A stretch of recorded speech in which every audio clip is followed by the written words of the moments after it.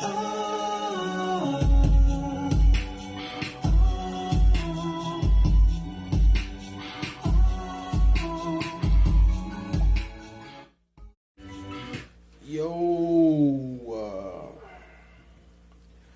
respectfully disagree podcast. Fresh off work, as usual. I guess this is my new routine, man. Get a bunch of ideas in my head, jump on the mic fresh off work.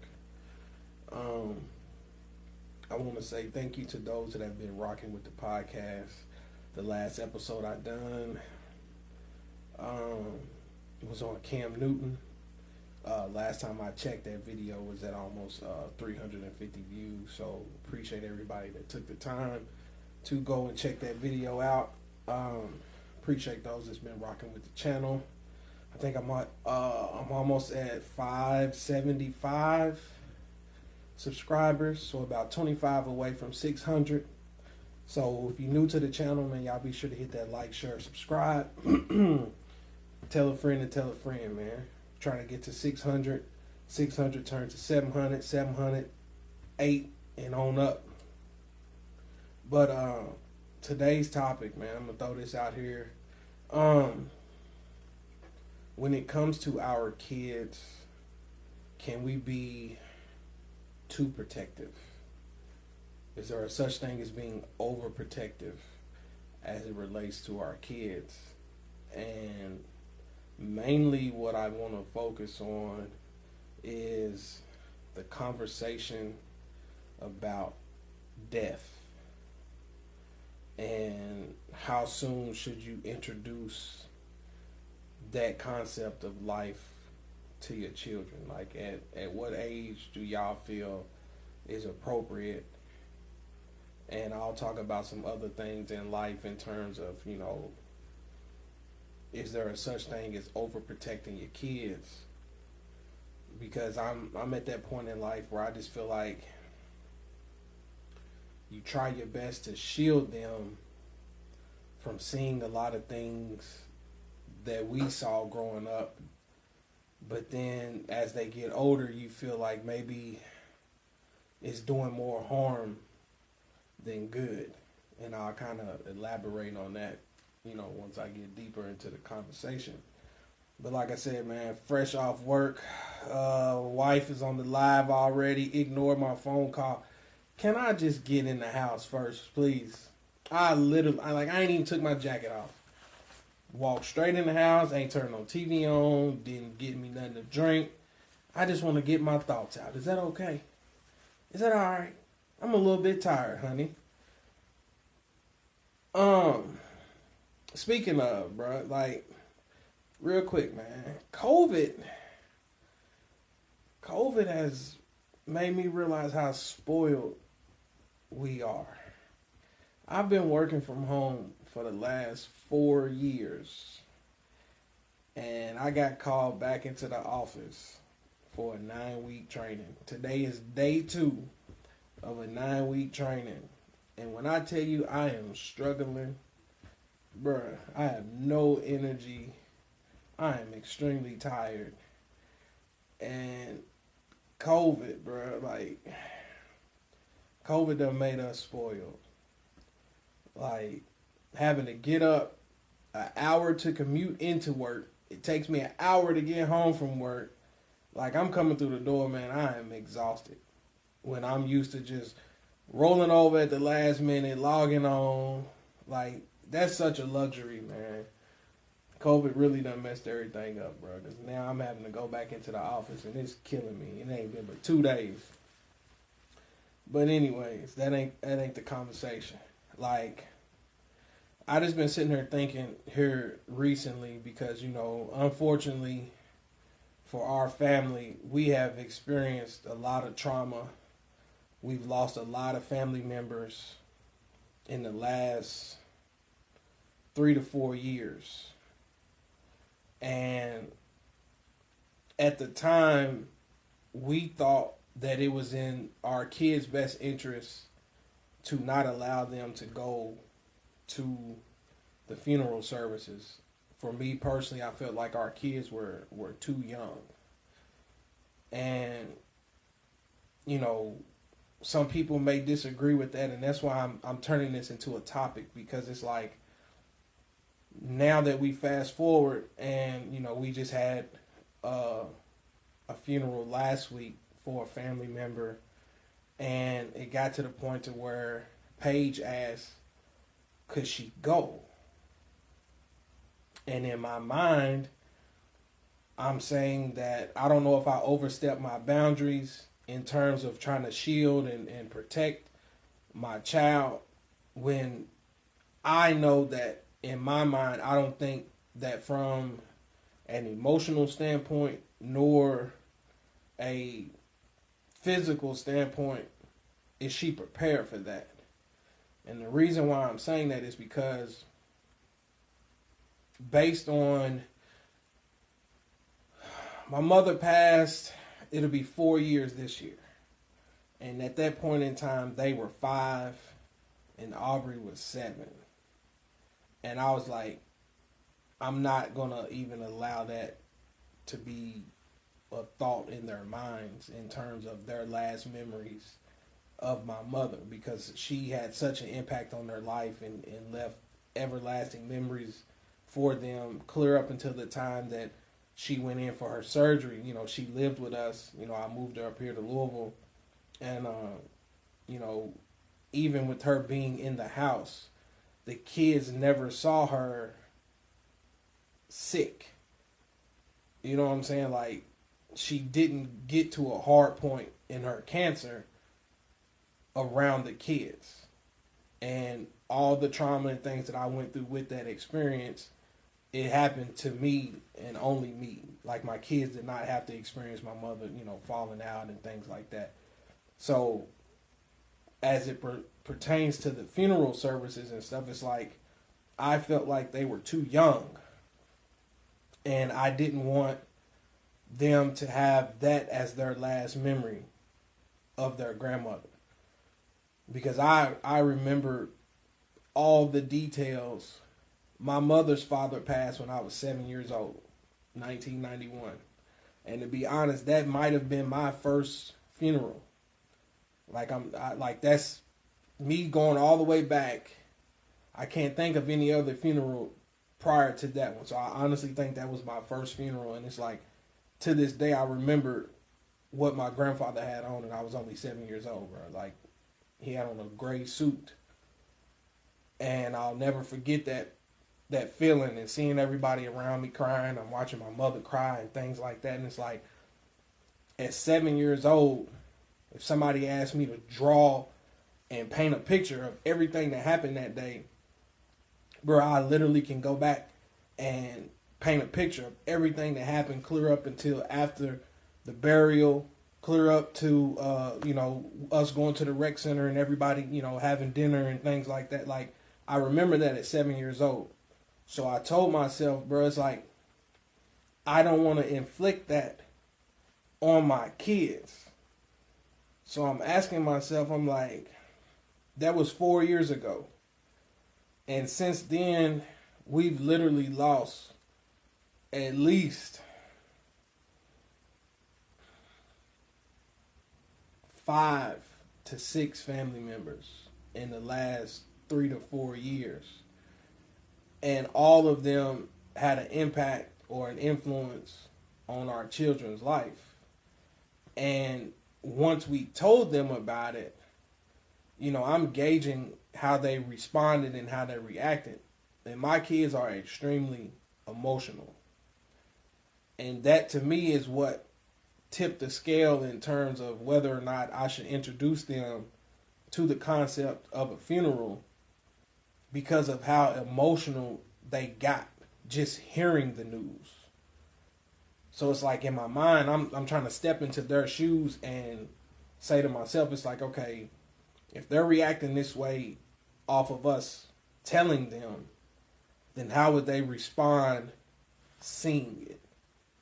And that's why I felt like, you know, my kids were too young. But now it's like, I feel like I don't know if we made the right decision because, this most recent situation as it pertains to our family, our kids had to go see a school counselor. And in my mind, it kind of bothered me because I'm saying to myself, it's like, this is interfering with their everyday life now. Like, it interferes with, school. And they're still too young to kind of sit down, and maybe they have this conversation with my wife. I don't know. That's not a conversation that they've had with me in terms of how they emotionally feel or where their mind is at. And it's like, at the end of the day, bro, they're only 11 and 9. Aubrey's 11 and the twins are 9.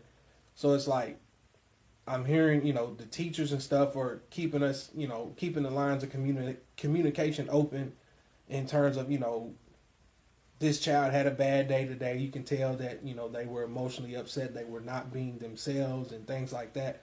So now I'm sitting back asking myself, like, are we making the right choice in terms of, we're thinking that we're protecting them, but in reality, is it hurting them? Like, should we just full-fledged introduce them to the concept of life and death? And that's why I'm saying, it's like, I'm torn because I still feel like they're still innocent-minded, like they're kids, bro. Like, if these kids are afraid of scary movies and monsters and things like that on TV, what does reality do once you see a loved one that's deceased? And going back to my mother, it's like, my mother did not look like herself. So if my last memory of her rubs me the wrong way, and it's like, sometimes I still see that and have feelings towards, of course, they can only do the best that they can do based on the circumstances. You know what I'm saying? Like, my mother had lost a lot of weight. She was battling cancer and things like that. So, of course, even before she passed, she didn't look like herself. But then once you go through that process of whatever it is that they do to try to make your loved one presentable, depending on the circumstances, you know what I'm saying? Like, some places, some funerals I've attended, it looked like them.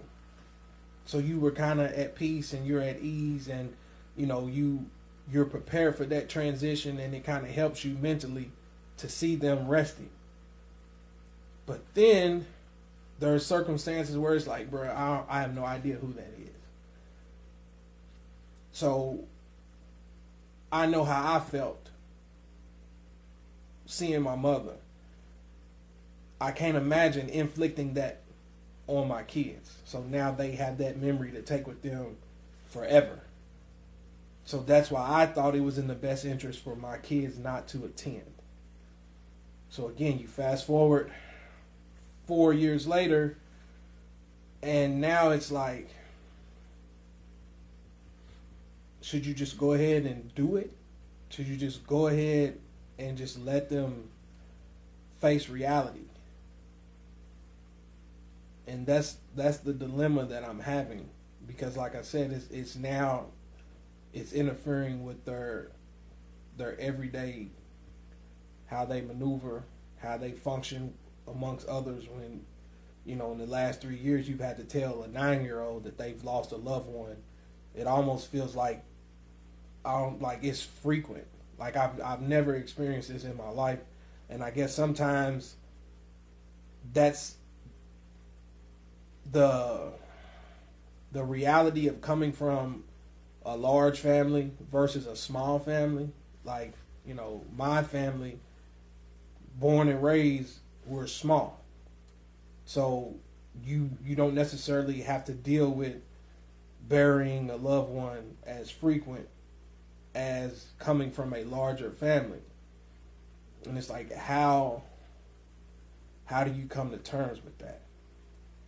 So that's the question that I'm trying to ask, and I guess I'm just kind of venting, trying to get things off of my chest. Like I said, fresh off work, I see a few people chimed in on the live or whatever.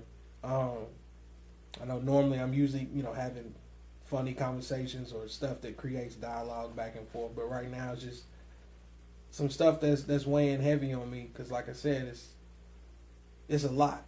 It's a lot to take in, and the last two circumstances, the school has had to contact us as it relates to, our kids and how they're behaving in the classroom and things like that.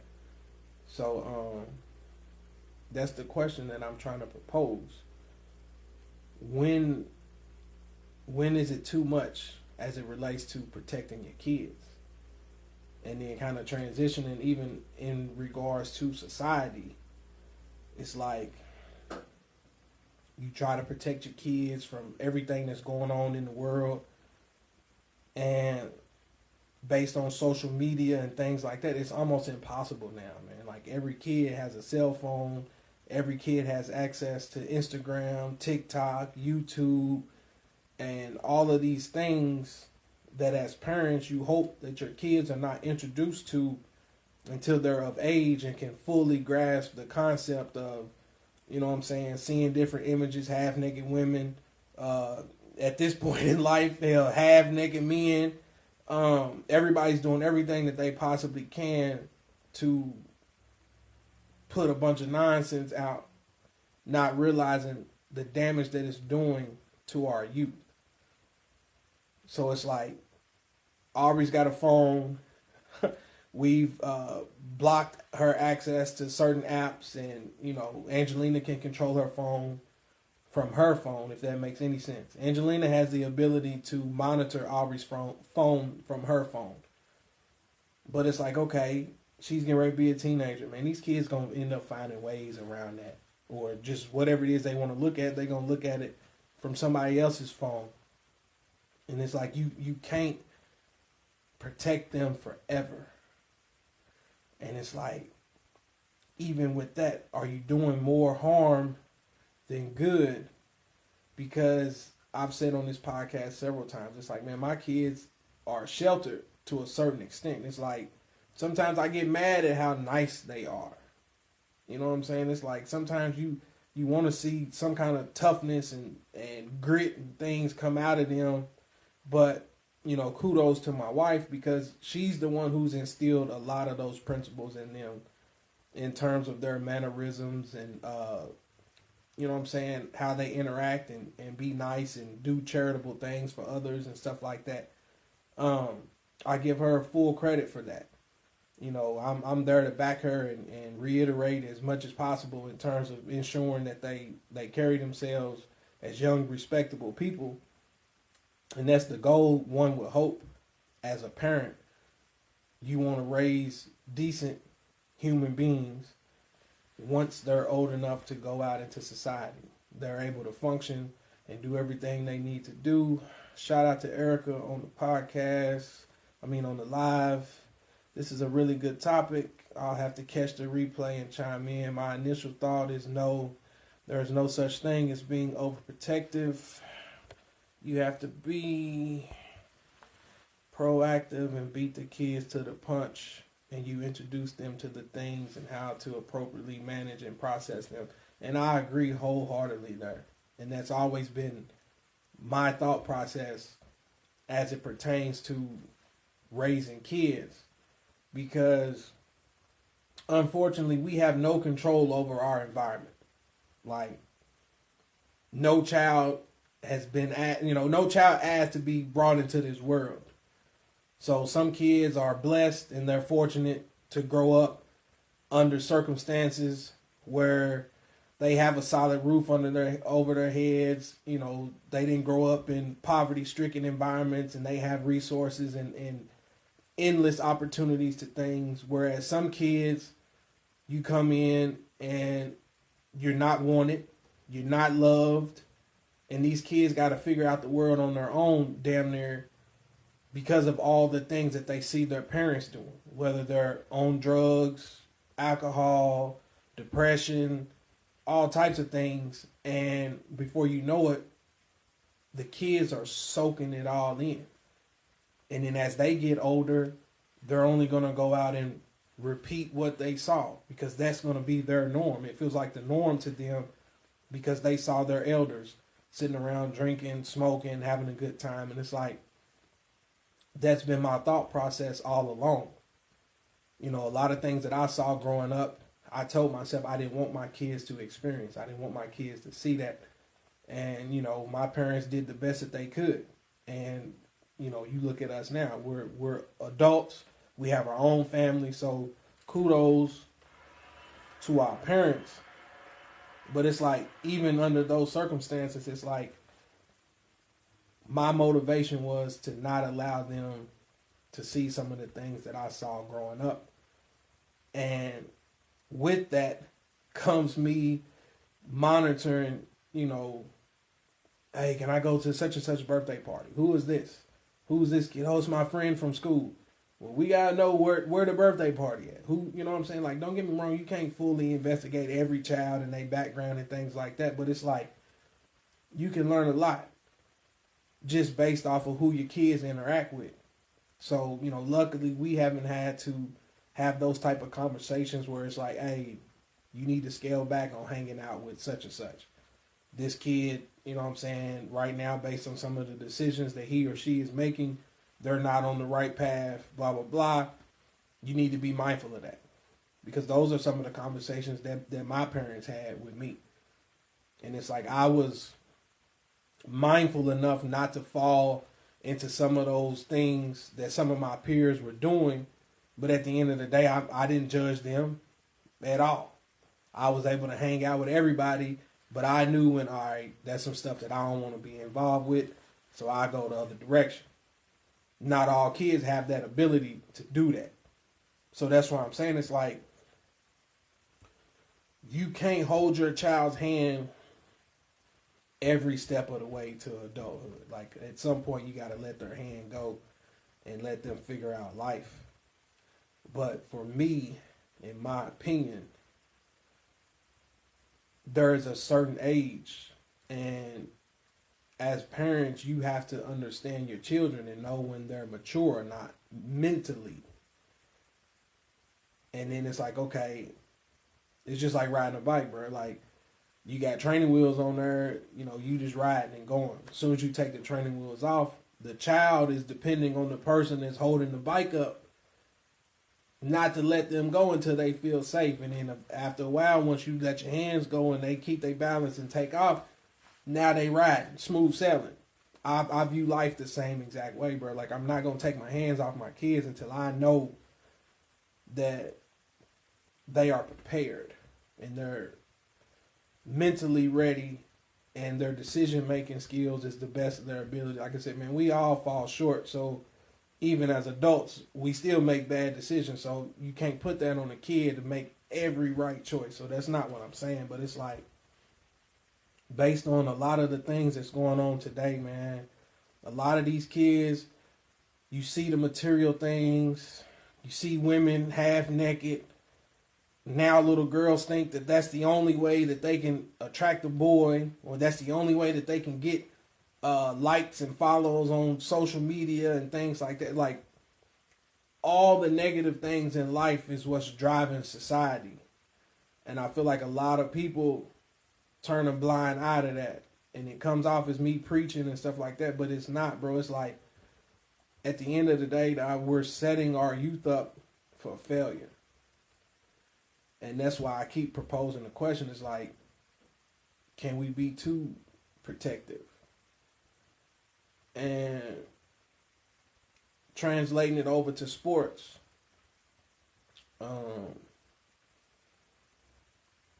I feel like when it comes to that toughness and that grit and things like that that's needed on the basketball court, sometimes I kick myself in the butt because my kids don't have that yet. Don't get me wrong, they're still young. But it's like, you can look at a child and say, you know what, this kid is tough.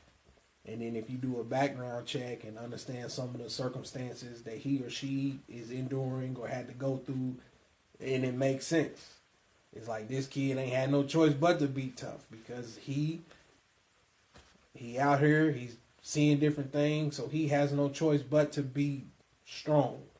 And it carries over to the court. So y'all just heard me say, you know what I'm saying, my kid's full of mannerisms and things like that. Yes, ma'am, no, sir, this and that.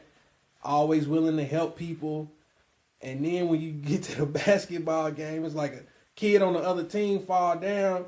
Here go my son trying to help him up in the middle of the game. Like, he don't have that button that says, shit, there's somebody laying on the ground. That's my opportunity to get open. It's 5-on-4. He'll stop and try to help people up. So that's why I'm saying it's like, damn, like, is that our fault? Like, are we protecting them and shielding them to the point to where it's hindering them in certain aspects of life? And that's why I wanted to talk about introducing them to death for full face value. Like, don't get me wrong, they understand that at some point we all gotta go. But my kids have never seen a deceased family member or a deceased person in general. You know what I'm saying? Like, we've all, unfortunately, we've seen accidents. At least I have.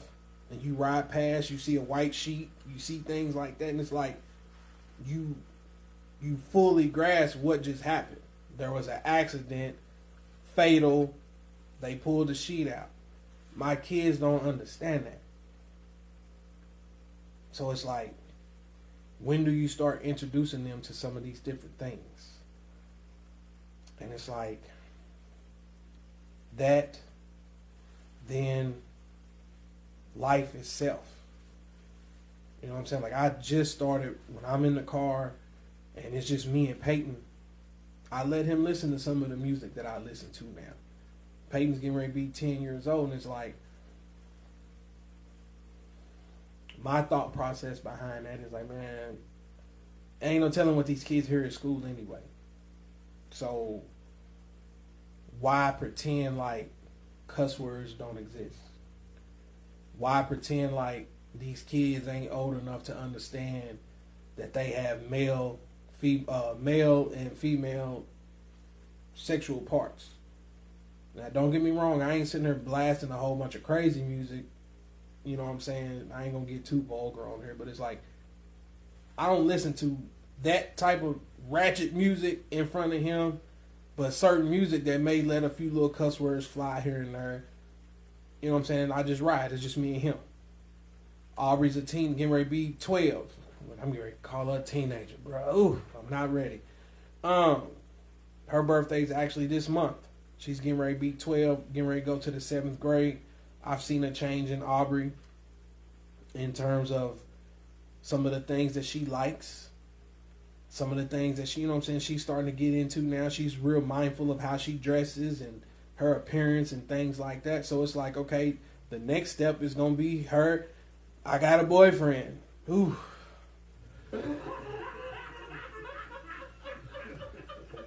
I definitely ain't ready. But it's like, okay, in 2024, what comes with that? And depending on who she has an interest in, now you have to warn your children about the birds and the bees. That's a whole nother conversation. It's like, when do you have that talk with your kids? Nobody ever had that talk with me. Like, I was in the 7th grade and I had PSI class, postponing sexual involvement or whatever it was. And they showed us the different, pictures and things of STDs, and that's all I needed to see to be like, nah, I don't want no parts of that. But it's like, nowadays, these kids, man, they not afraid of nothing, man. These kids are having babies, and they babies. Like, so when do you start having these conversations? And it's like, bro, that's what I'm saying. It's like, you can't protect them forever. At some point, you got to let them fly. You got to take the hands off and let them ride. Training wheels is off. But when do you determine, is it an age limit? Or do you just really have to understand your kids and where their mental is, their level of maturity? Like, Aubrey had a phone at 9 years old. I think it was 9, maybe 8 or 9. Simply because we knew that she was responsible enough to take care of it. We knew she wasn't going to be playing on it. And Aubrey's always been about business.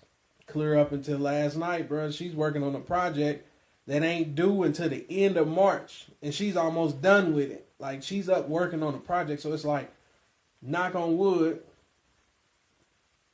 I trust Aubrey. I trust Aubrey to the best of her abilities at 11 years old that she's going to make the right decisions. But then on the other hand, it's like Peyton and Paige, they have not matured. They're getting ready to be 10. I know for a fact that if we give them a cell phone, it's going to be a distraction. They're not going to get anything done. They're going to be sneaking on YouTube, sneaking on all these different things because they do it on the TV. We've told them you can't get on YouTube. And then for you know, it was an accident. It was just like, you're a damn lie. It wasn't no accident. But it's like, even with that, it's like you can filter it enough to where I think she's got it set up to where they can only view like kid stuff or whatnot. But even with that, it's like they know to ask for our permission before they get on YouTube. And it's like, even in that sense, guess what? We can shield them and protect them here at home or here on the devices here at home. But if they go to somebody else's house and their kids got full access to everything on the internet, it defeats the purpose. So that's what I'm saying, bro. You got to hope that you raise your kids to where they make the best choices that they could possibly make based on the circumstances. And that's why I feel like instead of it being at an age limit, you have to understand your kids mentally and where their minds are at for their age. I feel like Aubrey is extremely mature for her age. But then, like I said, the other two, now I don't know when they're going to get a phone because they don't make the right choices here at home in terms of being responsible. You 10 years old, if I still got to get up and tell you, go in there and brush your teeth, put deodorant on and things like that, like you ain't doing the things that's needed as is. So if we give you a phone or something else that's going to distract you, now you definitely going to be walking around with funky underarms. And that's the conversation that I'm having with my son now. It's like, bro, like you getting ready to be in the 5th grade next year, bro. At some point, I hope your light bulb goes off and you start being attracted to young girls and things like that. Don't get me wrong, I ain't saying in the 5th grade, but still, you getting ready, you one step away from middle school and things like that. So, bro, your hygiene and shit is important. Excuse my language. Looks like my grandmother was on here watching for a moment. I don't know if she's still on here. But it's like, your hygiene and stuff is important, bro. So you got to be mindful of these things. So it's like, I've been on here for 30 minutes, man. I'm almost done.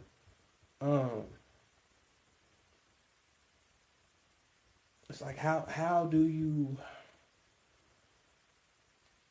make these choices?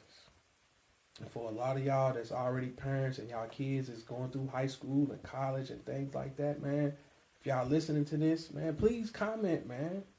Share some of that information, bro, because, like, we all trying to figure it out. We all trying to make the best choices possible as it relates to raising our children. Because right now, bro, it's too much for their young minds to take in my opinion. Like, everything is internet driven. Society and social media influences a lot of things. So it's like, what do you do as parents of young teens and adolescents and things like that? Like, do you just send them out and just pray? I mean, of course we all pray, at least I hope so. For those that don't, I mean, ain't, no disrespect. But it's like, that's all we can ever do once our kids is out of our sight. It's just hope that they're out there making the best choices possible. You don't ever want to get that phone call that, you know what I'm saying, I had to check Aubrey because she's out here doing this, or Peyton got caught doing that. And it's like, what do you do? What do you do? And like I said, bro, like I'm at 6 o'clock, fresh off work, ain't even took my clothes off. I'm done ranting, venting. Shout out to my guy Dante with the established jacket. Kept me warm today, man. It's cold in that training room, bro. Like, that's another thing about being in the building now, bro. Like, I'm used to just sitting down here, damn near in my drawers, excuse my language. Damn near in my drawers every day, working. Ain't no kids in the house, no nothing. And I got the freedom to just do whatever I want to when I want to. Where now it's like, bro, I gotta get up, go in the building. It's freezing, it's cold. It's been raining today, going back and forth. Ooh, before I get off here, man. It shows you how COVID done jacked up everything. So back when I was working in the office, you know how you put on that Office 15 because it was our building had a cafeteria. They served breakfast, served full lunch, meatloaf, mashed potatoes, baked chicken, fish, the whole 9 yards. Damn, I sound old. The whole 9 yards. Or you can go outside, bruh, and there would be food trucks lined up. As soon as you pull up in the morning, bruh, it's a food truck out there cooking pancakes, bacon, scrambled eggs. You come out at lunch, Boss Hog barbecues out there, the sushi truck out there, tacos, burgers, like endless things. So I go to work yesterday in the office for the first time. And in my mind, I'm like, here, let me pack some money so that when we go to lunch, I can go out here and grab something off one of these food trucks. I'm like, bro, I ain't had no Boss Hog barbecue in a minute. 4 years to be exact. Man, I rolled outside on my lunch break, bro. Wasn't no trucks out there. Zero. What the hell has COVID done to downtown Louisville, bro? And I made the post and everybody's like, man, it's winter time. It ain't really been no trucks out. And I'm like, nah, bro. I was in the building for 7 years. It was trucks out there every day. Rain, sleet, or snow. At least one truck was out there. Then it was a Subway right around the corner, bro. The Subway gone. Yesterday I didn't eat no food. None. You go in the cafeteria at work, they done changed everything. Don't nothing look the same. And I'm just sitting there like, bro, this is crazy. So COVID done changed a whole lot, bro. COVID done messed up so much. And in closing, it's like COVID has also put a lot of things in perspective as it relates to loved ones and family and stuff like that. Because it feels like, man, in the last 4 years, bro, like our family done took so many hits, man. So many hits, bro. And it's like, you done been to so many funerals to where it's almost like it feel normal, bro. And that's not cool, man. Like, this ain't even about protecting your kids no more, man. It's just about, as adults, coming to terms with life. And I know for myself, and after this I'm done, it's like, it's harder to attend a funeral now that I've lost my mother. I've been to all kind of funerals prior to my mother passing, and it's like, bro, like, of course you emotional, you sad, and you have empathy for your family and friends that are going through that. But it's like, once it's somebody that close to you, it hits completely different. So now, when I go and I see that, it opens up that wound all over again. So last week I'm sitting here and it's like you trying to be supportive for your wife, for your mother-in-law, trying to be supportive for everybody. But then deep down it's like you just got triggered. You know what I'm saying? Like, yes, it's been 4 years in December since my mother passed. But it's like, bro, like, hell, sometimes it feel like it was just yesterday. So now you faced with that reality, and you replay that over and over and over. So I'm sitting there like tears running down my eyes. But in reality, it's like it's so many emotions. So that's why I'm saying it's like, bro, like I'll be 40, and even I ain't fully, you know what I'm saying, like just open to accept that. Like I get it, bro. Like we all gotta go. At some point in time, we all gotta go. We all gonna take our last breath. But it's like, who wants to sit around and think about that? So imagine inflicting that on a young child. And the reason why I'm saying that is because, you know what I'm saying, like I'm sitting here at this funeral and I see a lot of my little nieces and nephews and family and stuff, and they, you know, they're here. But it's like, I don't think they understand what's happening. And that could be me. And for those that are listening or watching, you know, share your thoughts with me, please. Because it's like, have you had that conversation with your kids? And when we told Peyton that my mom passed, I knew he wasn't mature enough to understand, because it was just kind of like, you know what I'm saying? Oh, wow, really? And then within 10 minutes, he was playing. So it's like in my mind, I'm like, all right, cool. He's still a child. It ain't gonna bother him. Cool. We tell Paige. Paige cries forever. Aubrey cries forever. So now it's making me cry. It's making me feel some type of way. And then finally, after a while, that's when Peyton realized what was going on. So then that light bulb went off. So now Peyton is like, damn, like, Granny passed. Because now he's seeing what everybody else is going through. But it's like, I still didn't feel like he grasped that concept. So I'm like, nah, bro, at 5 years old, they not ready for no funeral. Like, I'm not taking my kids to no funeral. And I understand that was that grandmother. Like, I'm not doing that.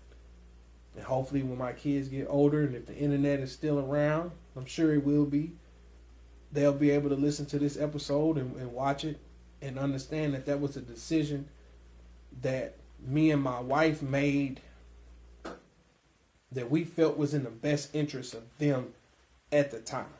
Like, at 5 years old, bro, like I'm not letting them see their grandmother, my mother, in the casket. I'm not doing that. Because I know mentally and emotionally they were not prepared. And the evidence is, fast forward 4 years later, my kids are having to go see the school counselors and things like that, because they're not able to get their schoolwork done, and they're not talking, and they're not interacting with their peers, and their teachers are noticing the change and stuff like that. So it's like, bro, like, is that our fault? Or is that us understanding that our kids are not prepared for that? Because I honestly feel like, had we took our kids to the funeral home last week, I feel like my kids would have been the only ones boo-hooing and bawling out. And we try to protect them from that. So are we doing them more harm than good, or what? Y'all let me know in the comment section, man. Appreciate those that's been tuned in to the live. Y'all know the routine, man. Hit the subscribe button. We almost at 600. Trying to get there, man. Shout out to the people that's copped a hoodie. The seasons have changed, or slowly changing. If you want a t-shirt is 20. Crew neck is 30. Hoodie is $40. Got the IRD with the I Respectfully Disagree logo, man. Y'all get at me if you want some merch.